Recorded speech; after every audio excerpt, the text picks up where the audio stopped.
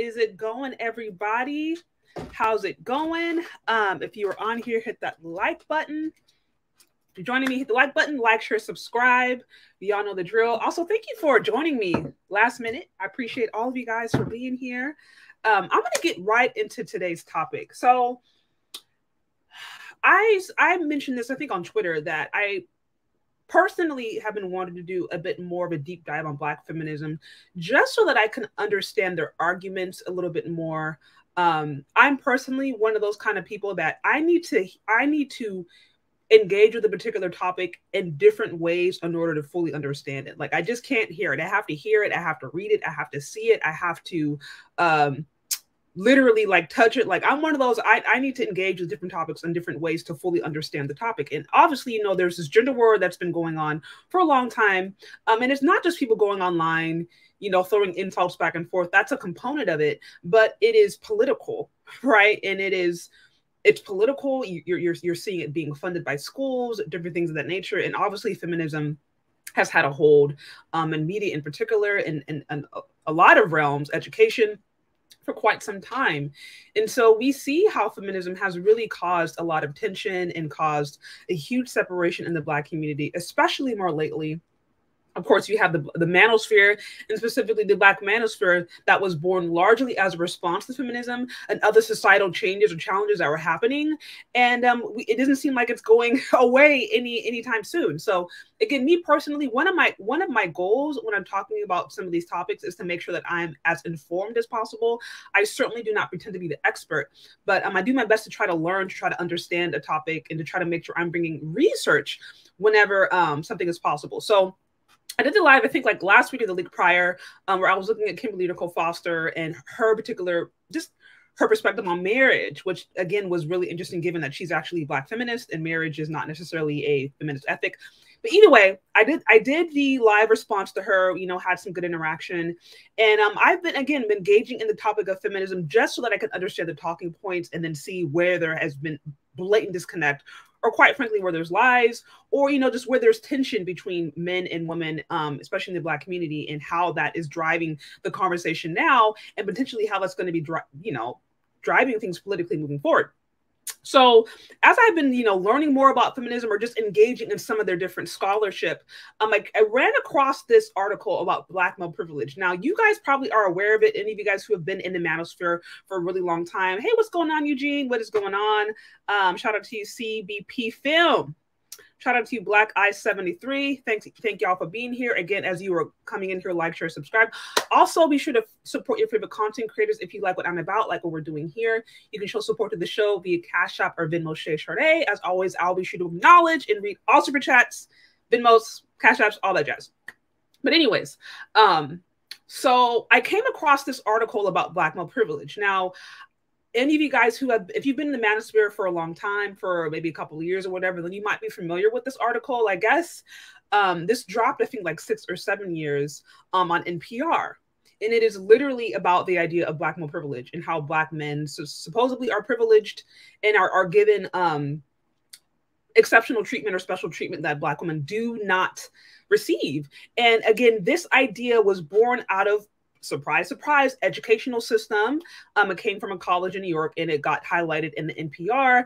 This was one of the articles, or one of the references that Kimberly Nicole Foster, Black feminist, shared as a way to support her Black feminist theory. So again, I wanted to read through it and understand the arguments, because whether or not we like it, these kind of think pieces, these kind of articles, or these kinds of material coming out of colleges, again, are some of the different things that are used to help fuel this gender war. So it's important to understand the arguments, or understand what they are saying. And it's also important to examine it and see whether or not it is true or false. And so that is what I wanted to do today. What's going on? What's going on? Said, have I read? Yes, I have read that article. I did a response to that a while back, which is absolutely, utterly ridiculous. But yes, I did. I read that a while back. So yeah, guys, get the likes up. So that's what I want to do today. Again, bear with me, guys, if you are familiar with this article. It's a couple of years old, but it's still really relevant, because it's literally what they are using today to help continue this argument of, I guess, Black men having privilege, Black men being being more privileged among Black women. And again, this is these conversations are the things that are literally fueling the gender war today. And again, it didn't just like some random blogger didn't just make it up. This came out of a college. And so that's what we're going to examine real briefly. So let me just pull it up and then break it down, because I do think that there are some important points that are raised that I've actually heard some of these points being parroted today in different relationship discussions online, from different divestors, sometimes different Black feminists, just random people. So these ideas are getting out here. Whether or not they are true or false, they're getting out here. And that's why it's important to understand not only where they're coming from, but to look at the points and look at the different arguments and examine whether or not they are true or false. So, okay, so Black male privilege. So again, this came NPR. Okay, they're a pretty reputable site. And it's Black male privilege. So yeah, this was published March of 2010. So this was, about 13 years ago, but the arguments, as you will see, are still here today, literally. So again, it says a new look at the cross-section of race and empowerment as it relates to Black men has spelled out a new theory that one sociologist dubs Black male privilege. Okay, real quick, it's important to understand when people are talking about theories, it is just that. It is a theory. It doesn't mean that it is empirically true. It doesn't mean that it's already verified to be the absolute gospel. It is a theory. So it's important to understand that when it comes to looking at some of these ideas, examining some of these ideas, even the ones that come from so-called professionals, if it is a theory, it is just that. That does not mean that it is true. It does not mean that it is empirically been verified. It is not a law, right? It is not a law, which means, okay, we have tested and approved and seen that it is right. No, it is a theory, which means there is room for doubt, which means that it could literally be wrong and false. So what they are talking about, this idea of Black male privilege, which has literally been ran with by Black feminists and women today, it's based upon a theory. Just be clear about that. Doesn't mean it's true. It's just an idea that somebody came up with. Okay, let's continue. Okay, so it says, so this is, now we're just reading from a transcript from an interview. It says, coming up, look at the most powerful women in television. Okay, it talks about Oprah Winfrey, yada, yada, yada. But first we want to talk about Black men for a moment, because on just about any day, there is some tragic story about Black men in the news, on the internet, or bandied about at the water cooler. And often those stories are about how Black men are mistreated by police or served by educators, or about how they are falling short in some way. But sociologist Lewis, who is himself a Black man, has been thinking about and documenting a fresh take on the question of Black men and race and power as a theory that he calls Black male privilege. So again, this is a theory we're talking about that was created by a Black man, coming from, I think he's a professor, basically. Okay, so let's continue. Let's continue. Again, guys, if you're on here, hit the like button. What's going on, Demetrius? Good to see you. Like, share, subscribe. You have to have power to have. Yeah, I mean, even the idea sounds pretty ridiculous, right? But anyways, let us continue, because we're getting somewhere. Okay, so it says, as if that raises your eyebrows, you are not alone. Of course, the idea of Black male privilege sounds ridiculous given the history of Black men and Black people in America. So he knows that. So the article's like, yeah, you may raise your eyebrows, you're not alone. So we called him to find out more. Lewis is an assistant professor of sociology at the City University of New York, and he joins us now. So again, this theory is coming from an assistant sociologist from the University of at the City University of New York. Okay, so again, these are the professionals saying this stuff from college. Shout out to you, Jay Bada, with the 5. I appreciate you. Thank you. Appreciate you. Again, guys, if you're here, like, share, subscribe. You know the drill. Okay, so let's continue on this idea of Black male privilege. And again, this is important because this is a theory, which means that it has not been proven as empirically valid. It's not a law. However, this theory is being ran with. People have already assumed this theory is true. They've ran with it. Like I said, it's driving relationship discourse.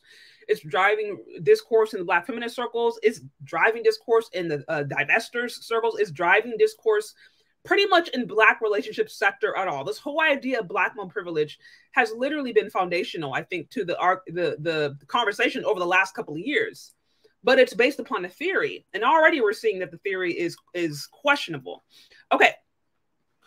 So it says, so define Black male privilege. I'm sure that's a phrase on its face that will get people to sit up and take notice. So it's like, we got to understand what Black male privilege actually is. So Professor Luce responds, my working definition is really a system of built-in and often overlooked systematic advantages that center the experience and the concerns of Black males while minimizing the power that Black males hold. Which is a fancy way of saying we are absolutely used to talking about African-American men in crisis. And we can talk about this crisis so much that we miss the ways in which Black men are oppressed and can also serve as oppressors. So he basically defines the theory as saying, okay, Black male privilege is the ways that they are systematically, the way that they're, listen to that term, the way that they are systematically privileged. That's basically what he is. So it's like they're systematically privileged, but we're so used to talking about how they're not doing well that we overlook the ways that they are privileged. So this is the foundation of his argument, that Black men in America have systematic privileges that people don't talk about, that people don't acknowledge, and that they themselves also can serve as oppressors. So again, this is the foundation of Black male privilege. Black men are privileged, and therefore their privilege means that they are oppressors. Again, this is a foundational principle of today's relationship discourse. This idea of Black male privilege is a foundational principle. I literally got this article from a description from Black Feminist Kimberly Nicole Foster. I'm reading up on feminist literature. And so again, a foundational principle. Black male privilege is Black men are privileged in such a way that they now have the privilege to oppress the Black women. Let's keep reading. Shout out to you, Stephen, with the 5. It says there is such a thing as male privilege, but Black men don't exert our privilege because we were never socialized to use it. Yeah, and then also, I think Dr. Tommy Curry breaks this down. Male privilege means that you have to be seen as a male. For the majority of history in America, Black men they weren't even considered men. They weren't considered human. Remember, they were considered property. So of course, that code, for lack of a better term in the law, has definitely impacted the way Black men have been or were treated, and in some ways are still treated today systematically. Again, we're not saying that a Black person, a Black man, or a Black woman can't do well. We obviously have examples of people going and doing well. But when you're talking about systems and when you're talking about larger communities and how that's organized, it's important to understand the way these things work. Okay, so let's continue. It says, so basically he's saying Black woman privilege is a system that benefits Black men and gives them the ability to oppress Black women. That's basically what he's saying. Move on. Now, when you say privilege, I think generally people think of privilege in relation to whom. So when you think of privilege, are you speaking relative to someone? Basically, he says, no, Black men is first centered as being relative to Black women. So they're comparing Black men to Black women. They're obviously not comparing Black men to white men because there is no comparison. It's like Black men are not privileged over white men. That is just, nobody is believing that. He moves on. It says in particular, now this is the professor, the one who came up with the theory. This is him now talking. He says, in particular, if we think about the narrative of mass incarceration, we think about the ways in which Black men and the Black boys have been locked up at increasing rates since the 1990s. While this is true, the fastest growing incarceration rate is particularly among Black and Latino women. And because we haven't thought seriously about what's happened with Black girls and Latino girls, we tend to make the issue of incarceration solely male, and we miss the different ways in which we need to be intervening, not just for our young boys, but also for our young girls. So his first example of privilege. His first example of privilege is, okay, so Black men are in jail, but Black women are in jail too, and we don't talk about them enough. Like I'm trying to figure out how that's a privilege. Like nobody's privileged by being in jail. Let's just start there. Like nobody, that's not a privilege. That's something that you go to when you are condemned. But his argument is that basically we're so used to talking about Black men in jail. Actually, the rate of Black men going in jail is going up. Now, here's the thing about rates, though. Look, you can go from, I don't know, let's say that, just for namesake, let's say there's 1,000 men in jail and there's only 10 women in jail, right? Like that's the ratio. Okay, the next year, and maybe instead of there being 10 women in jail, there's 20 women in jail. So that means the rate doubled. But if you have 20 women in jail and there's still 1,000 men in jail, like there's still a lot more men in jail. So basically what he's saying, what he said in that one blurb is that basically Black men are in jail, Black women are in jail too. So we need to be talking about Black women. But it's like one of the reasons there's been such a focus on Black women being in jail is because they're in jail at such a higher rate. Like a higher number of them are in jail. And although the rate of Black women is increasing, it is still not to the level of Black men or men in general. Men in general are in jail the most. And not just Black women, you're talking about Black men, Latino men, white men, like they are just in jail more than the women of their ethnic group. So we're saying, okay, the rate is going up the fastest. Okay, granted, but the reason that Black male incarceration has been focused is because Black male incarceration has been the biggest issue. Like I said, there's just a lot more Black men in jail than Black women, period. There's really no way to get around it.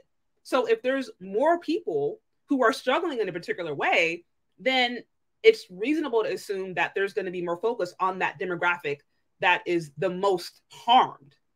So I don't know, the argument to me here of like, oh, basically the privilege is that we're talking about Black men being in jail, but we're not talking about Black women. I'm like, is that a privilege that you really want? Y'all, am I tripping? Y'all let me know in the comment section. It says, it sounds like he's desperate to sell a book. Did that make any sense? The first privilege that he mentioned, literally, the first privilege he mentioned was that, oh, Black men are in jail, but the rate of Black women are in jail is going up. Okay, that's not a privilege. That is not a privilege. That's nothing to brag about. Nothing to brag about at all. I don't, like, help me understand how that is a privilege. And like I said, just because the rate is going up for women does not mean that Black women and Black men are in jail equally. Like there is not the same amount of Black men as there are in Black women in jail. There's still a larger amount of Black men in jail than Black women. Like that, I hope that's clear. So I'm just trying to understand how that's a privilege. To me, that sounds really strange. So talking about the fact that Black men are heavily discriminated and is incarcerated is a privilege. Right. The first privilege that he mentioned in this article is, oh, well, Black men are in jail, but Black women are in jail too. How is that a privilege?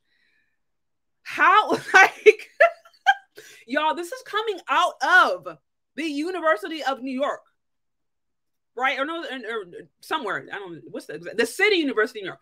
This is coming from a assistant sociologist of the City University of New York. The first privilege that they mentioned that Black men have over Black women is the fact that we focus on Black male incarceration more than we focus on Black female incarceration. That's the privilege. Like, am I crazy? Like, am I crazy? That's weird. That's strange, really. Okay, so the first privilege we've determined is that Black men are in jail more, but we don't talk about Black women. Okay, so that's the privilege, that Black men are in jail more than Black women. So they're privileged because we talk about them being in jail more. I guess for the privilege to be equal, I'm trying to think how you remedy that. Is the privilege to be equal that we talk about Black men and Black women being in jail? Like, is this an argument for attention? I don't know. Let's continue. Let's continue. Let us continue. Okay.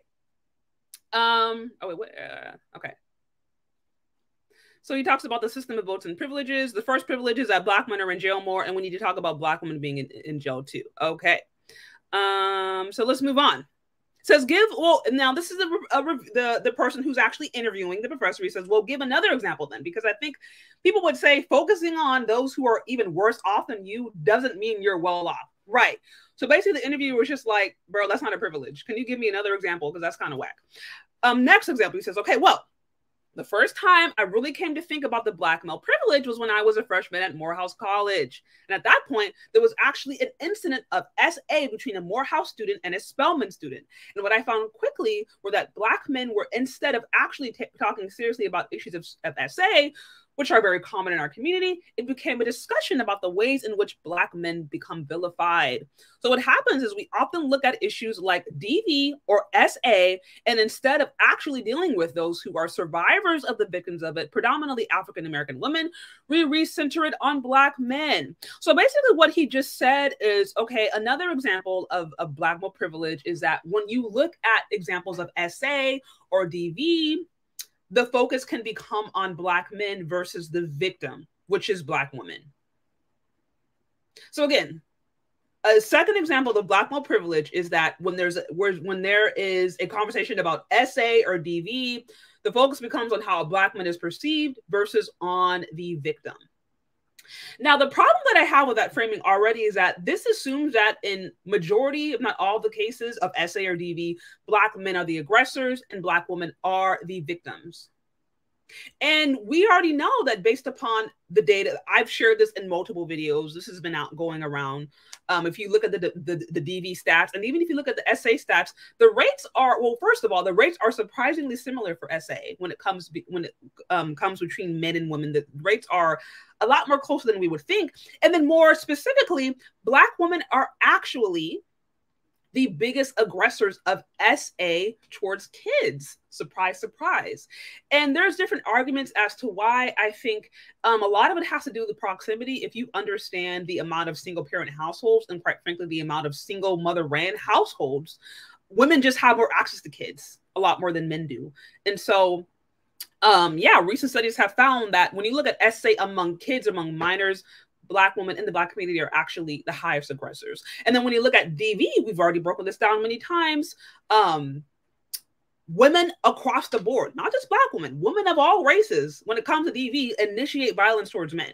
They have a higher rate of initiating violence. I broke this down in detail in multiple videos already, right? When you look at the actual stats of domestic violence that have been studied, women initiate violence towards men more. And I think in the Black community, I think it's almost twice as much women initiate violence towards men. And then bidirectional violence, meaning men and women hitting each other, is quite common. So what is my bigger point?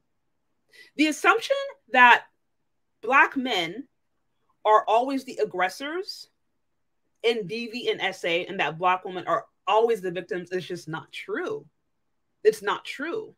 Now, there are obviously cases where men are the aggressors. Yes, absolutely. And I think that should be taken seriously. But I think what happens is the whole DV and SA conversation, I don't want to say it's not important. It is important, but it's important that we actually look at the data. And the data clearly shows that men, yes, are actually a lot more than we think victims of SA and many times also victims of DV.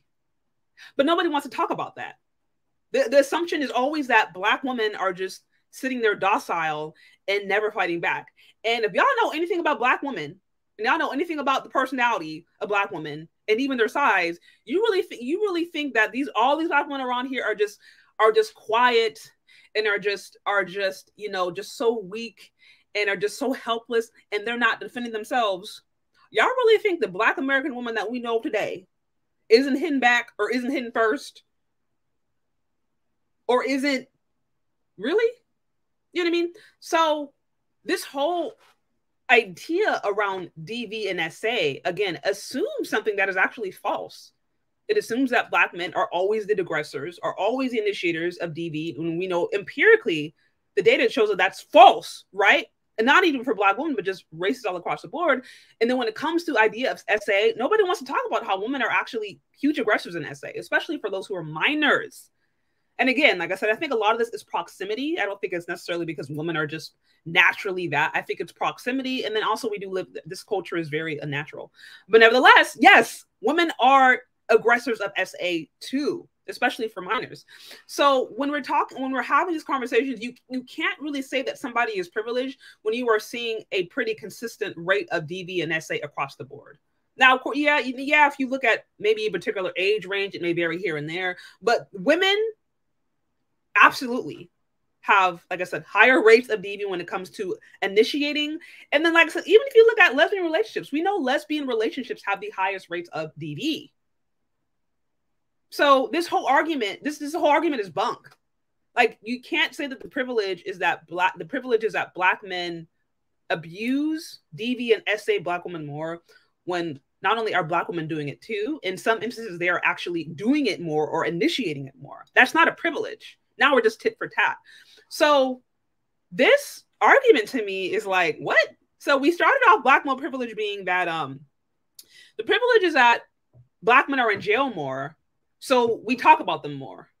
Okay, that's the privilege. The second privilege is that when there's DV and SA, we focus on the image of black women and not the victim. And hear me, I'm not for victim blaming at all.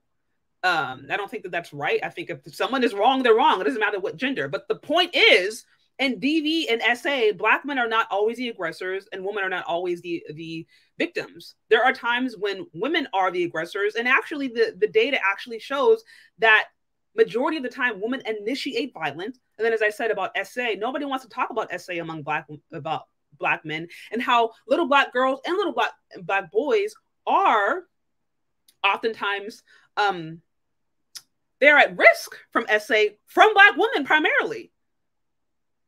Again, largely due to proximity. If we understand the percentage of single parent households, how many single mother raised households are ran, and what that means, who's actually around these kids more. So that argument falls apart when you actually start to understand what's going on, when you look at the data. This is why I said it's important to understand this is a theory.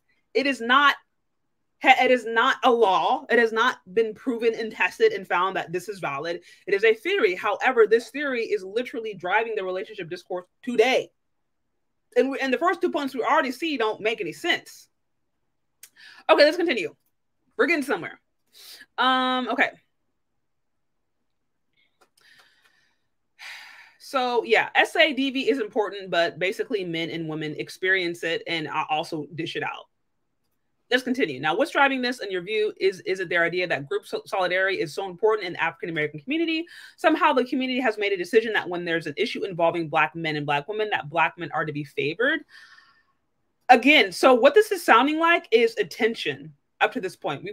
We've looked at two things, and the privilege that it sounds like he's talking about is when these bad things happen, the focus goes to black men now, which is a topic of attention.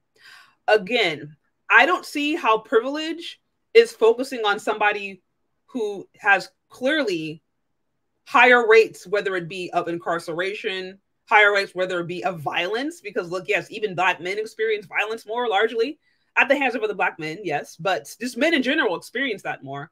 SA, I don't understand how you focusing on something that is negative because that person has more negative experiences, how that is privilege. But that's what the argument has been so far. Kind of weird. Okay, let's continue. Okay. Okay, so it says, I think you've unfortunately identified one of the central issues of black male privilege. So often black men are used to being under attack that when it comes to being accountable for the actions we may have, we quickly say, well, I couldn't possibly be doing anything wrong.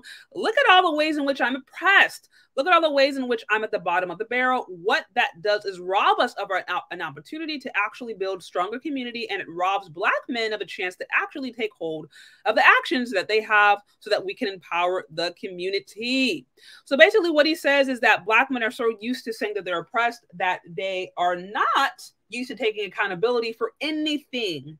And they use the victim mentality to keep themselves from actually building. This is the argument that is coming out of the University of New York from an assistant sociologist, that black men are basically victims, and that because they are used to being victims, they are therefore not used to building and doing anything positive for themselves that would empower themselves and the black community. Y'all let me know if you agree with what he's saying. Y'all let me know if you agree with what he's saying. Again, this is important because this is a Cynthia G conversation. Cynthia G has said this. Kimberly Nicole Foster. I can think of countless Christy, if I think of some of the divestors and the colorists. Like, this is Paris Milan, Yanni, right here.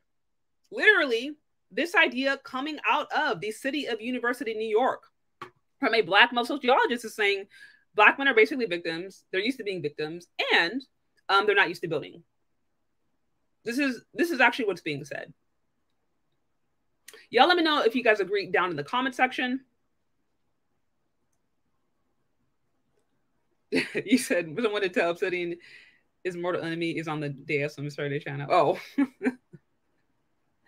Oh, you say CNN is trash. They often discriminate against Black men. Yeah, that's not confusing. Now, of course, the issue that I have with this framing is, again, this assumes that Black men haven't built. I mean, we have to remember that Black men are largely responsible for the freedom we have today. If Black men had not fought in the Civil War and had not waged war, because what people don't talk about is like there was war waged before Civil War even happened. There were slave rebellions. There were different insurrection things that happened that literally made it to where the country was at a point of tension where they had to decide whether or not they're going to actually keep slavery or not. Like if Black men had not literally waged war and had not fought all the hundreds of years they were oppressed, we wouldn't be free today, right? And then let's not even talk about the civil rights movement. I mean, there's been countless examples of Black men who have built and done amazing things for the Black community. Like I said, we would not be having this conversation today if it was not for Black men. And Black men is largely responsible for the internet connection we had. I did this on the Black Male Build That series. The Black men being responsible for the smartphone, right? I think it's the 2G smartphone. And then the advancements of that, Black men being responsible for .com, right? Which if there was not a .com, I wouldn't be live streaming this. I wouldn't be doing this. There are countless examples of the ways Black men have not only fought to make sure that Black people were free, civil rights movement, right? But for some reason, it's like Black men never did anything.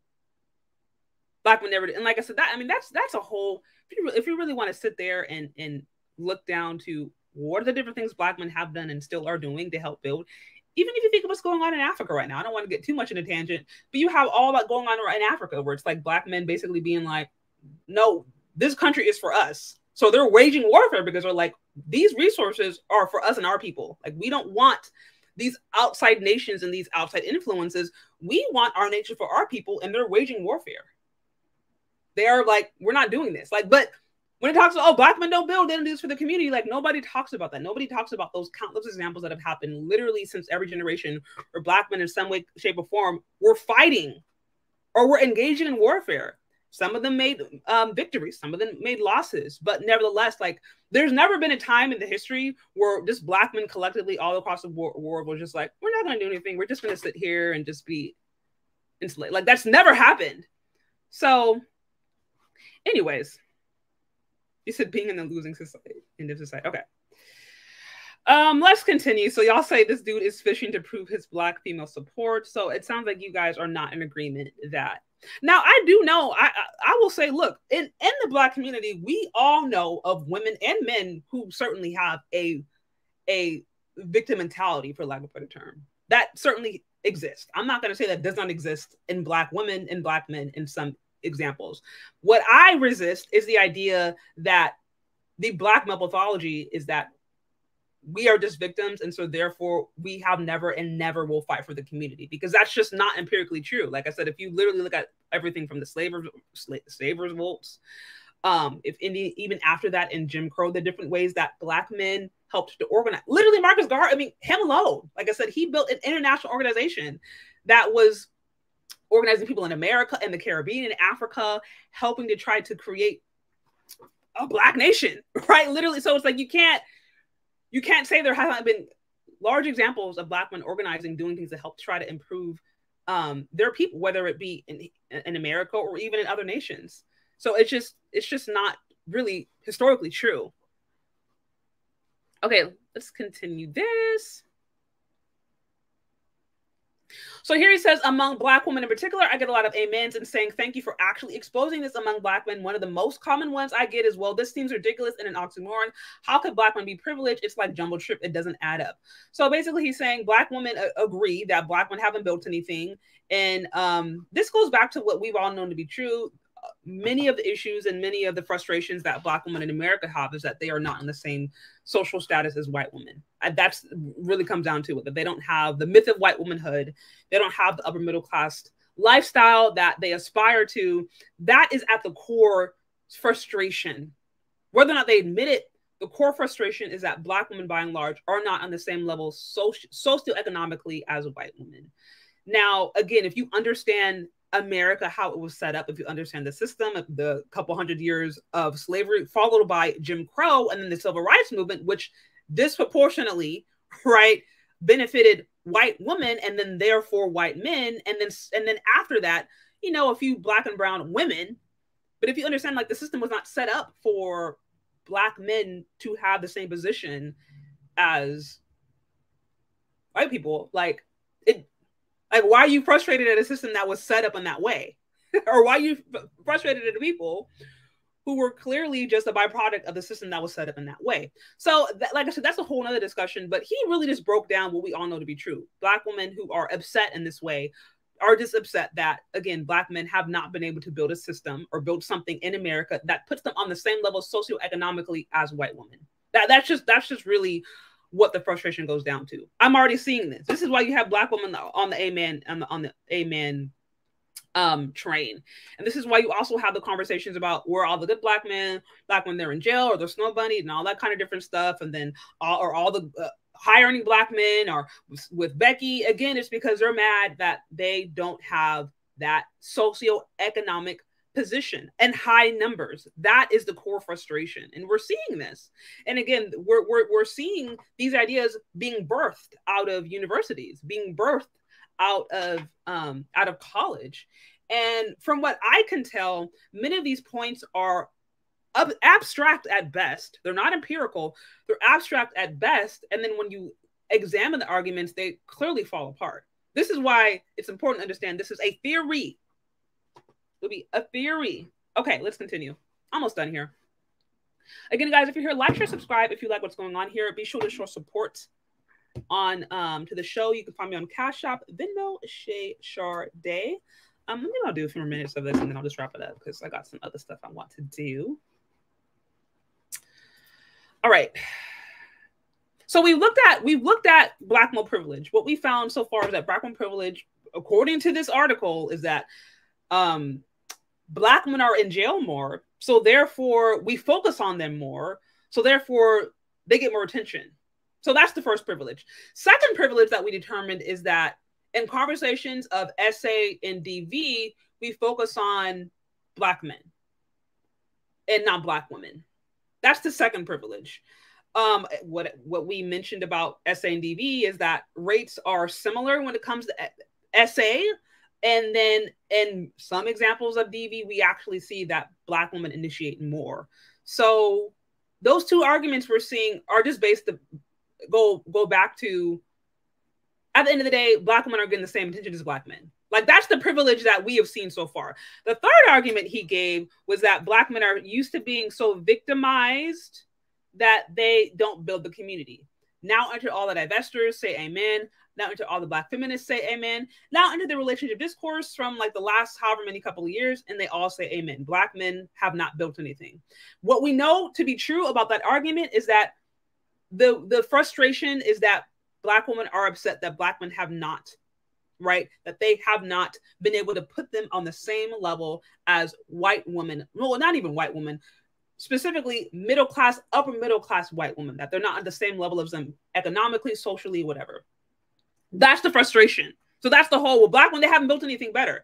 Now, again, we know that this is just not true empirically. Also, like, are we just like forgetting about all of the dozens, if not hundreds of Black towns that were successful, whether it was, real estate, you had vacation towns, Black towns with Black businessmen and women that were burned down. Like, are we just going to overlook that? Are we just going to overlook the different attempts and things that were done and that were made where Black men and Black women worked together and created wealth and different things, and the government went and just snuffed it out? Like, we're just going to forget that. Just forget it. But anyways, so that's the third complaint, that Black women haven't built anything and they're used to being victims. Again, the issue with that is, in order for you to come to that conclusion, you have to just completely overlook history, overlook the fact that Black men fought in the Civil War. They fought in pretty much all the wars.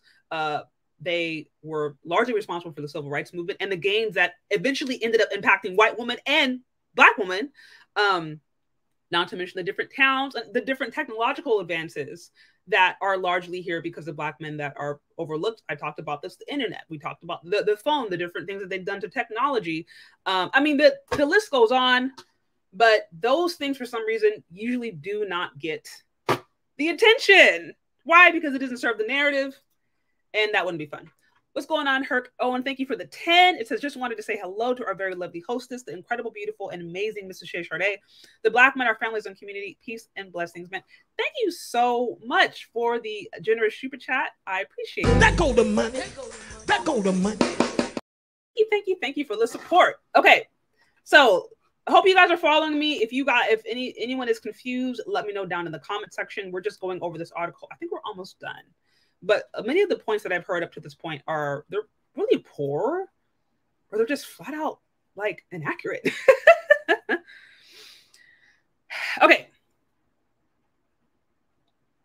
Okay, so let's see. Okay,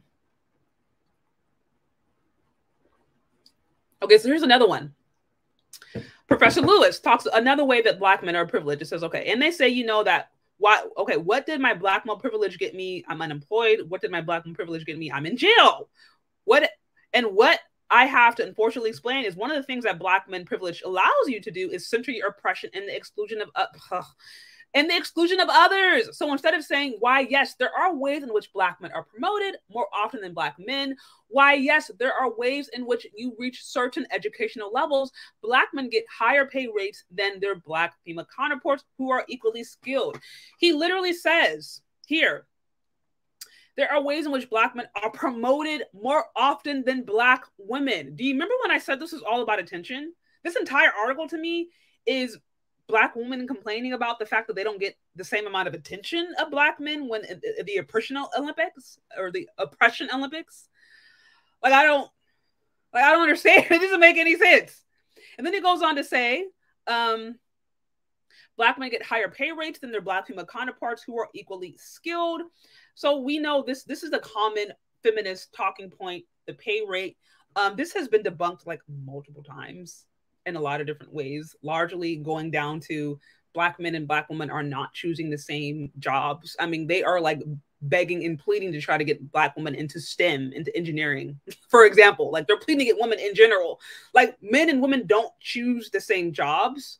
So there's not really equivalency there. Like, so the pay gap, right, that's been debunked multiple times. Yet they are pulling it out yet again to show that Black men are oppressed because they are promoted more. He literally said Black men are Black men are privileged because they are promoted more.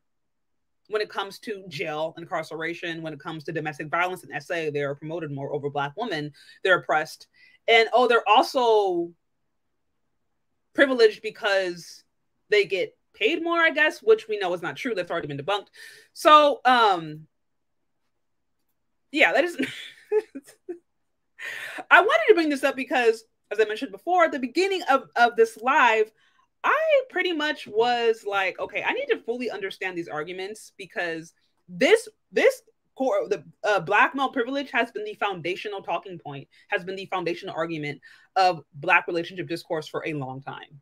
And I wanted to do a deep dive on the different ways that they say that Black men are privileged so that I could fully understand whether or not it was true or false. What we are seeing up to this point is that many of the ways that Black men are supposedly privileged just is off. I got no how else to say it.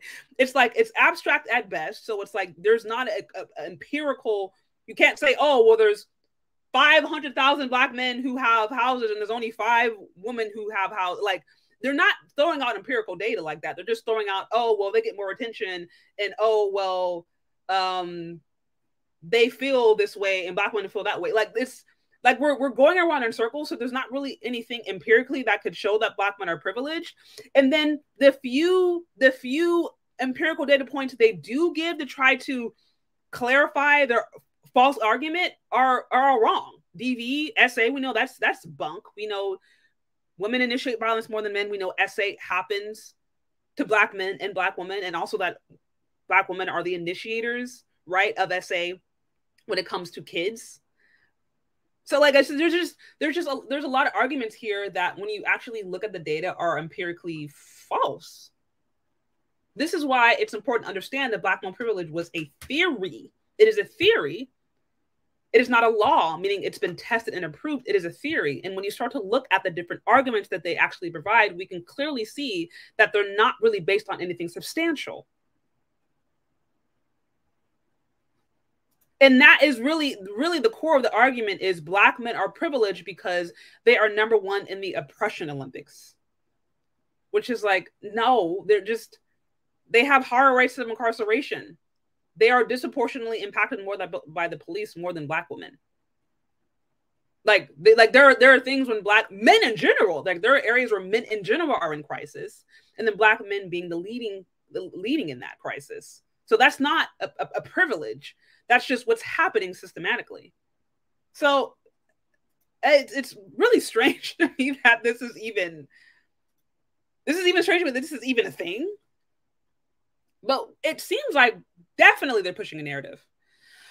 Okay, now here the interviewer asks, how did you get started on this? Because I take your point that this is a point of view that has been advanced. Not properly, that's a lie. Every Black woman, I don't say every Black woman, but Black relationship discourse has taken this theory and ran with it. I literally came across this article from popular Black feminist Kimberly Nicole Foster. So no, this is incredibly popular. What are you talking about? This has been the relationship discourse for like, not the last couple of years online, certainly the last couple of decades through Black feminism. Like this is all Black feminist. Okay. So Professor Lewis says, my first exposure was around the Million Man March. Okay, so here he talks about, again, another way Black men are privileged. I felt that I was transformed by the Million Man March, and I thought it was one of the most powerful events ever. And I was having a conversation in class with the professor. And she said that she couldn't support the Million Man March because it was very patriarchal and put Black men at the center. Y'all see what I'm saying? It is literally about attention. The issue that we're having here is that Black women are mad that Black men get attention, which is the weirdest thing ever. I mean, he literally said early in the article that Black men are promoted more. And again, the promotion is not like, oh, wow, we're seeing them more real estate investments. We're seeing that their wealth is going up. We're seeing like they're not being promoted in good things. It's in areas where they are being harmed and hurt. But somehow Black women are upset that they're not a part of that conversation, or they're not at the forefront of that. You don't want to be in jail at the highest number. You don't want that. You don't want to be, and facing homelessness like that. Like you don't want to be facing issues of police brutality the way Black men do. Like these aren't areas where you should want to be promoted as a Black woman. And so literally now you have the Million Man March, which is supposed to be a positive event where Black men come together to help change their image. And then also a key component of the Million Man March is coming around and coming up with different ways where they can build. And so Black men finally come together thinking about different ways they can build. And then now it's a problem because they're the focus of the conversation. Like, what in the hell? What? Like, because literally the point before that is, okay, Black men haven't built anything. That was a complaint. Now, when Black men come together through the Million Man March to try to build something, where they have too much attention. Like you can't win in this argument. Do y'all see how crazy this is? This is insane. And this is coming out of the city of University, New York. This is coming out of the educational system. This BS, this theory. I say theory because it has not been proven as empirically true. And yet it has literally driven the relationship discourse for quite some time now. And you have ladies running with these erroneous ideas that fall apart under just a little bit of examination. It is bananas to me. Okay, so basically they're mad at the Million Man March because Black men get attention. The Million Man March is literally about helping to improve the image of Black men and also helping to build the community, create businesses, create opportunities that would eventually impact Black women. Because yes, Black men by and large still want to date and marry their women. Many of them in their hearts, if they had the choice, they had the opportunity, if they could choose women who are marriageable, they would rather choose their own women. but somehow they're upset because that's giving men attention. Like, do y'all see how crazy this is? This is all about attention. This is all about who gets more attention. This is what this is all about. This entire Black male privilege. Black men are privileged because they have attention in the areas where they're failing. Like, what in the hell? This is weird. This is weird. Okay, I gotta finish this. Okay. So here's another one. Now we're getting down to the relationship discourse. It says, which is, let's see. Another sensitive area that is talked about is basically sex. Then Professor Lewis continues, he says, I think it's a perfect example of privilege with a shrinking number of eligible Black men who are educated, who are employed at, etc. Those of us who have made it through the ranks, made it through the crisis, right, as they often call it, we end up having or engaging in dating practices and even married men in practices in which instead of actually exercising discretion, it's like a kid in a candy store. It's like, well, I can have Reese's and I can have Hershey's and I can have M&Ms. What? And then when you ask brothers what they're doing, they're like, well, as Jewel Woods has found in his book, Don't Blame It on Real, they'll suggest that it's actually reward for all of the issues that they face as Black men. Which now we have this ongoing narrative of Black single women who can't find mates. And it centers on what are the issues of Black women. Of course, the Denzel principle, yada, yada. It says, well, what are the things that brothers are doing that are also impacting how people date, impacting mate selection, and impact how we build a community? So really, to sum that up, what he's saying is that Black men who have made it through are privileged because now they have options. What? Do you remember what I said about attention? This is literally all about attention. This entire discourse is about Black men having attention. It's the wildest thing. And then he says, for those who made it through. So now he's focusing on literally the top 20%, 10% maybe of Black men, which is not the majority, and saying that they're privileged because those top tier men have options. Now we know this is all bunk because the 80-20 rule is always in effect. Women always have more access to sexual partners, right? They usually always have more attempts of sexual partners, even attempts of relationships. All we have to do is look at the dating divide, the book I've been telling you about multiple times, where it looks at current relationship online dating. And based upon that data, which was actually created by, or it was conducted by 2 white female sociologists, what they found was that Black men actually are not privileged when it comes to the dating and relationship conversation. White men are privileged, of course. And then when it comes to the intersection of Black women and Black men, Black women actually turn down Black men more, largely in favor of white men. Largely in favor of white men. Largely in favor. So these Black women who are complaining about not having privilege, these are the same Black women who, if given the opportunity, would be with Brad. These are also the same Black women who are turning down certain Black men because they don't meet their requirements. Also, the requirements are generally, we know the 6-pack, 6-figure, 6 inches, 6 feet. We know all of that, right? So this idea that Black men are privileged because the top 10%, because the minority of Black men have options, like that to me is completely bunk, because you're now pretty much overlooking the majority of the Black male experience.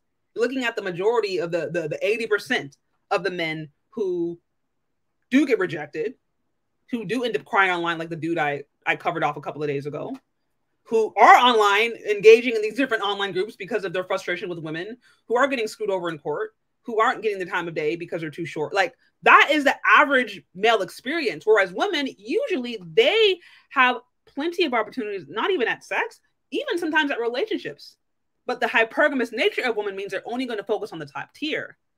So this whole idea of men being privileged over women, to me, is bunk just based upon the ratio.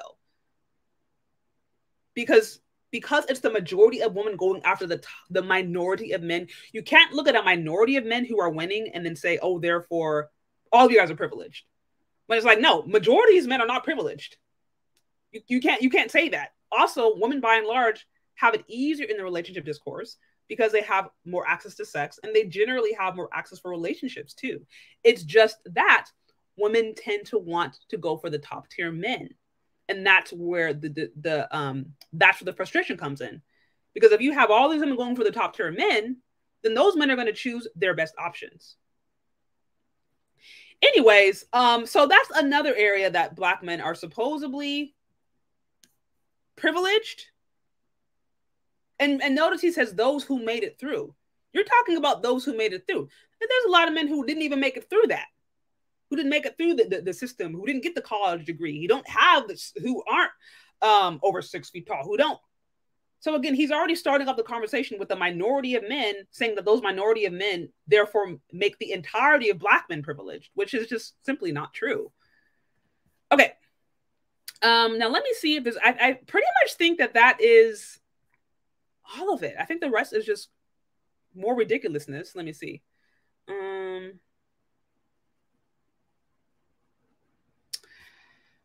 Oh, okay. No, there's one more we can cover off, and then I think I'm done because this is a little bit too much. Again, guys, here, like, share, subscribe. Y'all know the drill. I think the last one is, okay, about African Americans being basically a matriarch, the Black community being a matriarch relative to men. That they have more power than among other groups and in fact are privileged. The argument is that they are more tolerable or more accepted by the white power structure, that they are considered easier to get along with, that they in fact have more power than families because they tend to be the heads of households. Now, Professor Lewis, he responds, right, I think so, and I fully address it as a myth of Black matriarchy because what you're talking about are limitless spaces and zones of power. We do know among service sector jobs that Black women are more likely to be employed, but we do know among the jobs that provide the greatest amount of advancement, the greatest amount of security, Black women are less likely to get hired, less likely to get promoted, and less likely to have suitable wages. When you have a system that doesn't allow a Black woman full opportunity, then they're going to have to try to operate in small spaces in which they have some form of power. Okay, when people started advancing and struggling, well, the Black community is matriarchal because Black women are heads of households. It was often because of the absence of Black men. Okay, so now we hear that there's no good Black men narrative, yada, yada, yada, yada, yada. And Black men absolving the responsibility of trying to step around it have left Black women trying to run things on their own. So, I mean, really, this goes down to blame Black men. I don't really know how to say this. I mean, this whole entire privilege is Black men have privilege, so therefore blame Black men. The last argument he insinuated was that basically Black men have left families, so therefore Black women were forced to be in positions of power. And so it's not really a matriarch, it's just they were forced in that position. Now, of course, there's been a lot of discussion around this. We know some of the different policies that were passed, right? The no man in the house clause. We also understand, let's just think of the civil rights movement, right? If we want to talk about advancement, career advancement, the civil rights movement, affirmative action disproportionately impacted white women, right? They are the ones who benefited the most from that. And then after that, it was Black and brown women. Black and brown women. Black women have enjoyed a minority status. When you want to talk about affirmative action rights and loans and different grants, Black women have actually benefited from that systematically. So this idea of like, oh, well, they get around easier in the white power structure. It's like, well, that's actually been proven empirically, even if on the plantations, right? Many of the times Black women were the ones who were handing out rations. Many of the times Black women were the one who actually were handling the resources, even on the plantation. They were the intermediary between white overseer and the Black slaves. Even if you look at the Black slave owners, although a small percentage, the majority of the Black slave owners in America were Black women. So there has been a history of Black women being connected to the white power structure and actually enjoying more benefits than Black men. This isn't made up. This has been historically proven and shown to be true. Now we can argue as to why and what's caused that, but nevertheless, it is not a myth. It is true. So, and then the whole idea of, okay, Black men being absent, again, even if we look at today, the majority of Black men are single and childless. 80-20 rule clearly shows us that the majority of Black women go after the top percentage of men. And then also, like, we can't look at that and then forget, like, the crack era, the mass incarceration, the no man in the house clause, like the different policies that were done to systematically take out men in the homes. Like, it wasn't like they just all woke up one day and were like, okay, bye, I see you. Like, there were different things and different literal attacks that were waged against the Black community to help drive this divide. So there's all these different when you're talking about these things, when you're talking about relationship dynamics and Black men and Black women, it's really important to understand all the different variables, because it can be really easy to just be like, oh, well, y'all just are victims, or y'all this or this or this or that. And it's like, many of these things are complex and nuanced. But unfortunately, what this article does up to this point is just traffic on narrative and just traffic on blame Black men. That's really what I got out of this. This is an entire idea of Black male privilege that came out of the city of, I think it's the city of University of New York, right? Of a college in New York, basically.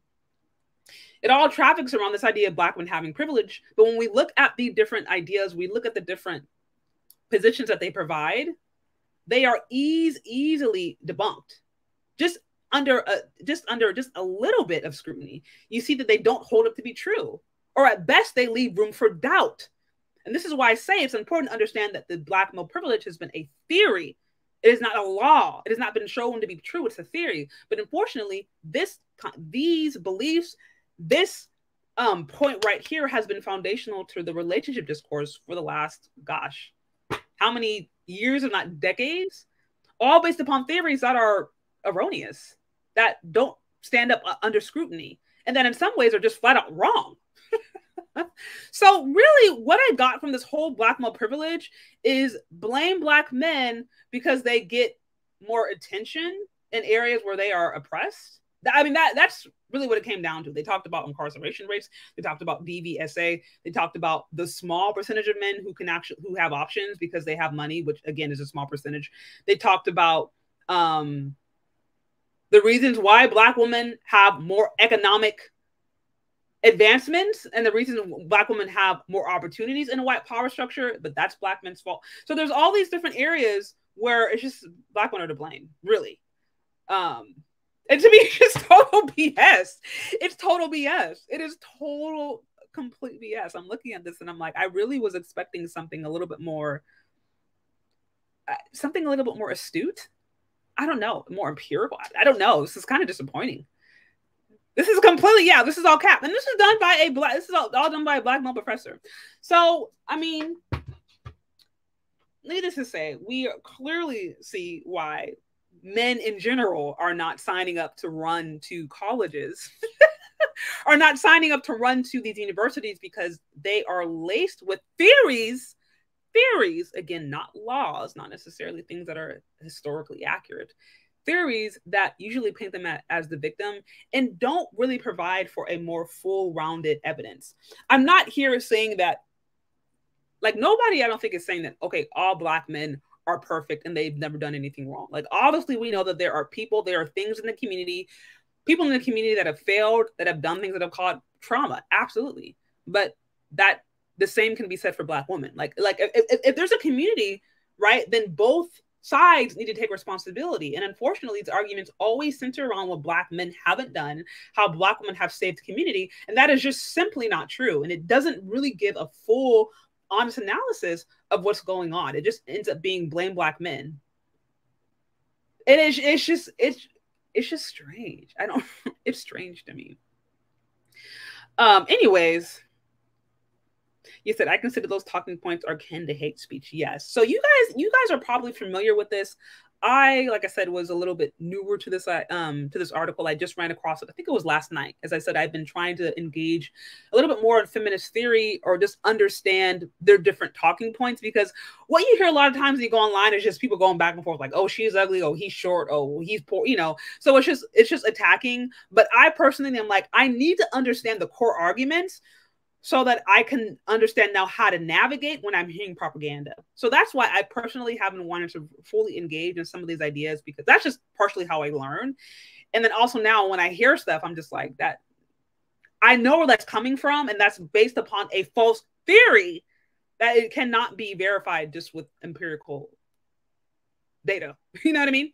So anyways, yes, this is crazy. Yes, it is absolutely ridiculous. It is intellectualized misandry, and it's unfortunate that this is coming out of colleges. It is. This also shows me why it's like, shout out to Dr. Tiasan Johnson and those out there who are actually bold enough to stand up and say, let's actually be a little bit more nuanced and honest about what has gone on and what is going on. It's like understanding that him in a space like this, where Black men are consistently pointed as the criminals and as the problem, and no matter what capacity, it's like that takes a lot of courage. So definitely be sure to check out his channel, just support his channel, because we need that, so this kind of propaganda doesn't continue, because unfortunately these are the ideas that continue to fund and continue to fuel not only feminism but the gender divide that we see going on, not only in the relationship space but even politically in different ways. So this was kind of a mess that was hard to go through, but I'm glad I did it. I learned a little bit, and I'm gonna keep on doing my research.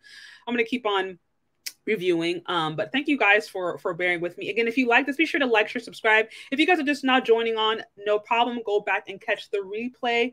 I literally just broke down the theory of Black male privilege as it has come out of the City of University of New York from an assistant professor of sociologist.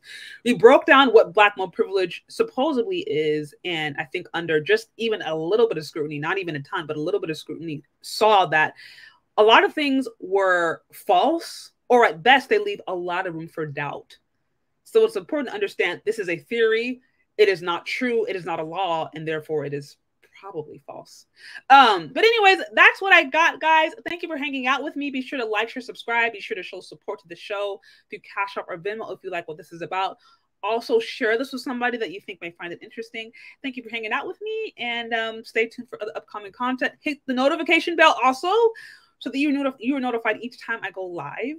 Yeah, thanks for hanging out. Okay, we will talk later, guys. Bye.